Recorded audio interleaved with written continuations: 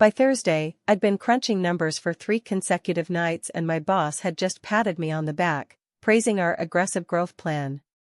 But by that afternoon, I'd dug up a spreadsheet buried deep in our accounting software, something our team had never seen.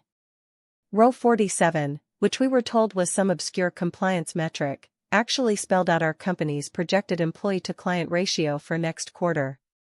And it didn't add up. The fluorescent lights overhead hummed in protest as I stared at the stack of invoices on my desk, each one a reminder that our team was running on fumes. It had been 6 weeks since we'd launched the Lean initiative, and already the layoffs were starting to pile up like cordwood. My phone buzzed with a text from Karen in HR, another 20% cut this quarter. I winced, calculating the human cost in my head. We'd started with 120 developers, now we were down to 60. The coffee machine had been replaced with a Keurig, a move so tone-deaf it was like our CEO, Harrison Green, was making a statement about the company's values: "You're not worth investing in." I'd almost forgotten about the cryptic message on my voicemail from Monday: "Meet me at the coffee shop near the old warehouse at 6 p.m. if you want to know what's really going on." I hadn't thought much of it at first, assuming it was just some coworker trying to fill me in on gossip. But now that I'd stumbled upon this anomaly in our accounting software, I couldn't shake the feeling that something was off. What did the anonymous caller mean? And who would be brave, or desperate, enough to take such a risk? I'd just finished my lunch break at 1 p.m. when I received an email from corporate asking me to attend a team meeting at 3 p.m. sharp. The subject line read "Important Update on Lean Initiative Progress." I felt a shiver run down my spine as I thought about the last meeting, where Harrison had told us our numbers were looking great and we just needed to trim some fat, code for cutting more people loose. I tried to shake off the feeling of dread, telling myself it was probably just another pep talk. But what if? I pushed the thoughts aside and focused on the task at hand, reviewing the quarterly projection spreadsheet again. This time, I decided to dig deeper into row 47. Maybe there was a logical explanation for the discrepancy. My fingers flew across the keyboard as I delved into the code behind it. An hour passed in what felt like minutes. I leaned back in my chair and rubbed the tension from my temples. Something wasn't right. It took me another 20 minutes to find it, an off-the-books line item hidden deep within the accounting software. It was a talent acquisition fund allocated for next quarter, but there was no record of who controlled it or what its purpose was. A cold sweat broke out on my forehead as I made the connection: our CEO's own secret slush fund to poach talent from competitors while simultaneously cutting our existing staff to ribbons. My eyes scanned the room, wondering if anyone else had noticed anything amiss. But everyone seemed engrossed in their work, oblivious to the looming storm. My mind reeled with implications. Was this a Ponzi scheme? And what did it say about Harrison's true intentions? The numbers swirled together on my screen as I fought to keep my composure. Time seemed to warp and bend around me. Suddenly it was 2:50 p.m., and the room was emptying out in anticipation of the meeting. I was due at that 3 p.m. briefing in 5 minutes, but now I had more questions than answers. The worst part? I wasn't even sure if I wanted to attend. The anonymous voicemail from Monday still lingered in my mind: "Meet me at the coffee shop near the old warehouse at 6 p.m. if you want to know what's really going on." I hadn't thought much of it at first, but now that I'd stumbled upon this anomaly in our accounting software, I couldn't shake the feeling that something was off. What I saw on that spreadsheet didn't just make me uneasy, it filled me with shame. We were sacrificing people who had dedicated years to this company. And for what? Harrison's ego, his legacy? The Lean initiative wasn't just a cost-cutting measure, it was a way of breaking our spirits. I felt like I was complicit in the whole thing, like every late night, every sacrifice, was a tiny contribution to the chaos unfolding around me. But who was really behind this? Was it Harrison's genius or his hubris? The more I dug, the more confused I became. Row 47 had been cleverly hidden away, but what other secrets were lurking in the shadows? I started to wonder if anyone else knew what we were fighting for, or against. As I sat there, staring at those numbers, a creeping sense of outrage began to build inside me. We weren't just cutting costs, we were cutting lives. And for what? The bottom line? The market's approval? I thought back to all the times Harrison had touted our company as a leader in innovation. Now it seemed more like a joke.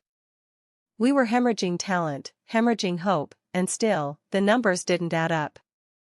It was like we were trapped in some dark farce, where every bad decision led to another, worse one. And I knew I wasn't alone in this feeling. There were others who saw it too, people hiding in the shadows, afraid to speak out. But what if I was wrong? What if Harrison really did have a plan, and we just didn't get it yet? The thought flickered in my mind like a candle flame, but before I could hold on to it, the darkness swallowed it whole. And then, nothing. I rubbed the tension from my temples as I delved deeper into row 47. An off-the-books line item hidden deep within the accounting software. It was a talent acquisition fund allocated for next quarter, but there was no record of who controlled it or what its purpose was.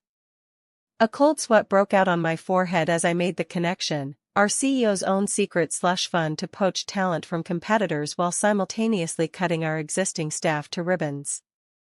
I walked into the conference room at exactly 3 p.m., trying to feign confidence in the face of chaos. The room was filled with my colleagues, their eyes fixed on Harrison as he stood at the front of the room, a PowerPoint presentation clicking away behind him. But I couldn't bring myself to look at any of them, not even Karen from HR, who had texted me about another 20% cut just hours before. My mind was racing with questions and fears, and I felt like I'd been punched in the gut by the sheer weight of what I'd discovered. Harrison began to speak, his voice smooth as silk as he painted a rosy picture of our company's future, aggressive growth, strategic partnerships. It all sounded so convincing. But I knew better. Behind him, on the presentation screen, I saw a slide labeled Talent Acquisition Fund flash by for a split second, before Harrison hastily changed to the next one. My heart skipped a beat as I realized he must have known what row 47 contained, and was trying to keep it under wraps. A cold fury began to build inside me as I listened to his words, every sentence like a lie whispered in my ear. The room started to spin around me, colors bleeding into one another as I felt the floor drop away beneath my feet. This wasn't just about cutting costs or numbers, this was a war on our souls. And we were complicit in it. Harrison finished speaking, beaming at us with a smile that made my skin crawl. The presentation clicked off, and he opened the floor for questions. I felt like I was drowning in a sea of despair as I scanned the room, searching for someone, anyone, who might share my outrage. But all I saw were blank faces, confused but obedient, just waiting to be led further down this treacherous path. My eyes landed on Karen from HR again, her expression unreadable. For an instant, I thought I saw a flicker of recognition, of solidarity, in her gaze. And then it was gone.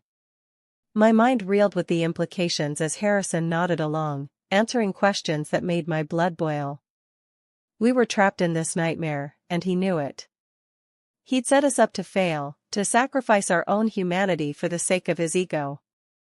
I felt like screaming, but something inside me locked down tight, a deep, primal urge to survive this living hell at all costs. The room began to clear out after what felt like an eternity, and Harrison handed out the usual motivational speech, about teamwork, resilience. It was just another variation on the same lie. As I watched him walk away from the podium, his eyes scanning the room with that fake smile plastered on his face, something inside me snapped. I knew then, in that instant, that I couldn't go along with this anymore. Not even if it meant losing everything. I thought back to all the times Harrison had touted our company as a leader in innovation. Now it seemed more like a joke. We were hemorrhaging talent, hemorrhaging hope, and still, the numbers didn't add up. It was like we were trapped in some dark farce, where every bad decision led to another, worse one. The Lean Initiative wasn't just a cost-cutting measure, nor was it a brilliant strategy. It was a desperate attempt to mask the true failure of Harrison Green's leadership. He had bet the company on a high-stakes gamble, but instead of playing the cards right, he'd been bluffing all along. The talent acquisition fund was his safety net, a slush fund to lure top talent from competitors while he secretly sold off our best assets behind closed doors.